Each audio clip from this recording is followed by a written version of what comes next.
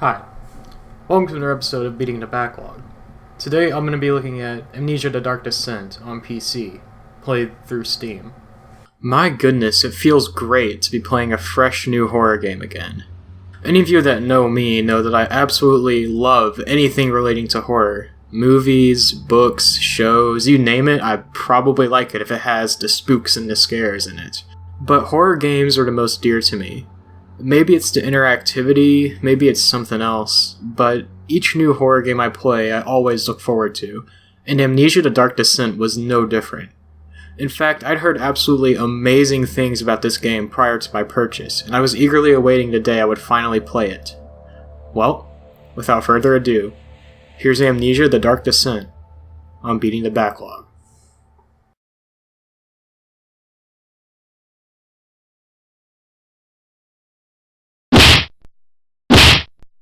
Shadow hunting me. I must hurry. My name is Daniel. I live in London at Mayfair. A naive one may say that horror games never have good plots, or don't need strong plots to be good. Well, I'm here to tell you that's pretty much the furthest possible thing from the truth. Thankfully, Amnesia the Dark Descent here has a very good story. It's very well told and written. The story follows Daniel, a young man from London who finds himself inside the Brennenburg Castle with no memories of his past or about himself. All he has is a self-addressed note saying that he is being hunted by a shadow, and that he must find and kill the Baron of the castle. Throughout the game, you learn most of the story through notes and diaries that Daniel can find scattered throughout the various rooms in the castle. Through these, we learn that Daniel has had a history with an orb through a past archaeological expedition in Algeria.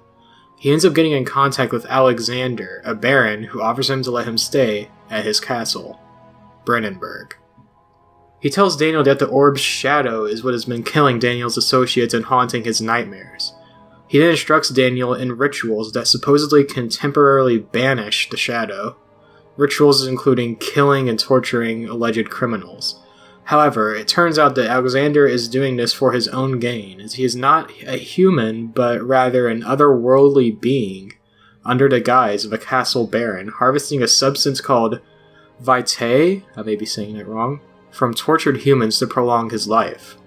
He needed the orb to return to his dimension all along, he was merely using you for his own gain. The game actually has multiple endings based on what you do in the final room, although I don't believe any one ending has been confirmed to be canon. Essentially, you can either prevent the portal from opening and kill Alexander, let Alexander escape and die to the shadow, or throw Agrippa's head into the portal and sacrifice your own life to kill Alexander. Agrippa is a man who studied the orbs in the past and was imprisoned by Alexander. The ending I chose in my first playthrough was to stop the portal from opening. It's kind of just the one I started doing, and that's how I ended the game. Overall, the plot to this game is quite intriguing and one of the factors that made me want to reach the end of this spookfest. I got some real Lovecraft vibes from this. I'm always fond of games that tell their stories in different unique ways, and the tell the story through notes that you find in the world method has been done before, in other survival horror games as a matter of fact, but it's still a method that I can appreciate and enjoy.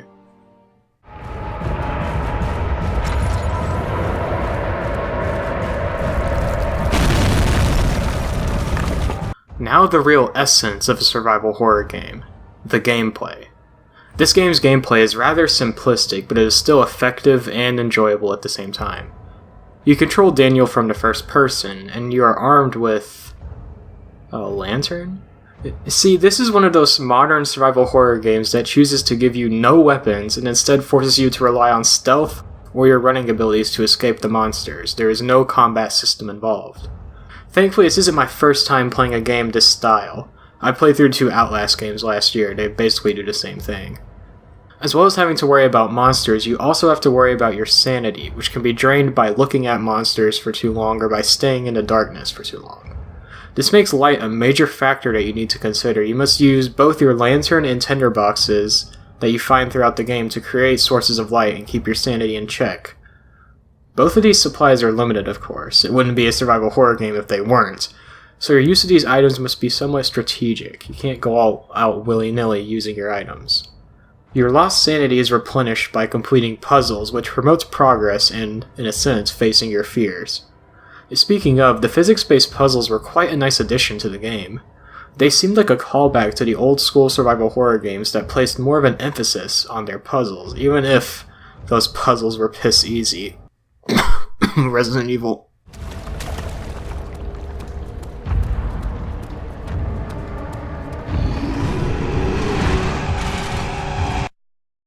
I already mentioned that I'm more or less a connoisseur of all things horror, so naturally I'm quite desensitized to most of it.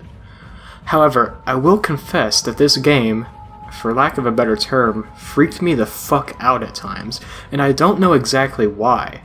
I already mentioned that I had experience with the helpless horror game, yet some of the situations in this game just put me on edge anyway.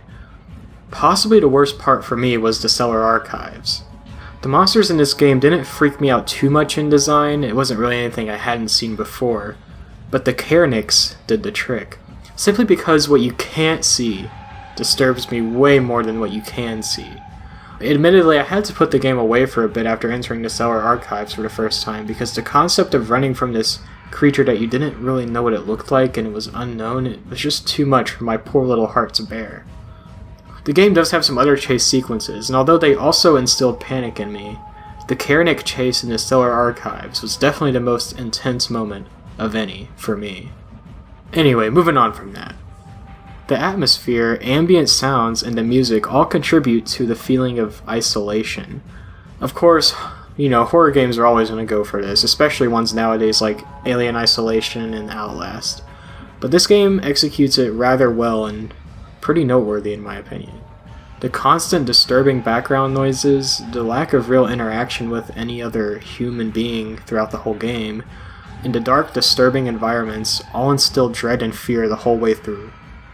The setting of an ancient castle has a lot of potential to work really well in a horror medium, and this game takes that potential and runs with it. You think I was afraid fleeing Brennenburg? Quite the contrary. Overall, Amnesia: The Dark Descent was quite a great experience. I've been on a real horror crunch as of late, watching a bunch of movies and shows and whatnot, and this game actually contributed a great part to this horror crunch. I genuinely enjoyed the unfolding of the story, the creepy as hell moments, and the amazing mood created by the atmosphere and environments. This is one of the first games in a long time to actually have me on edge. I definitely was not disappointed. It's aged very well, graphically, atmospherically, in every aspect. If you're a horror junkie like me and haven't given this game a shot yet, go ahead and try it out. It's worth your time. Anyway, that's it for this video. I'll see you all next time on Beating the Backlog.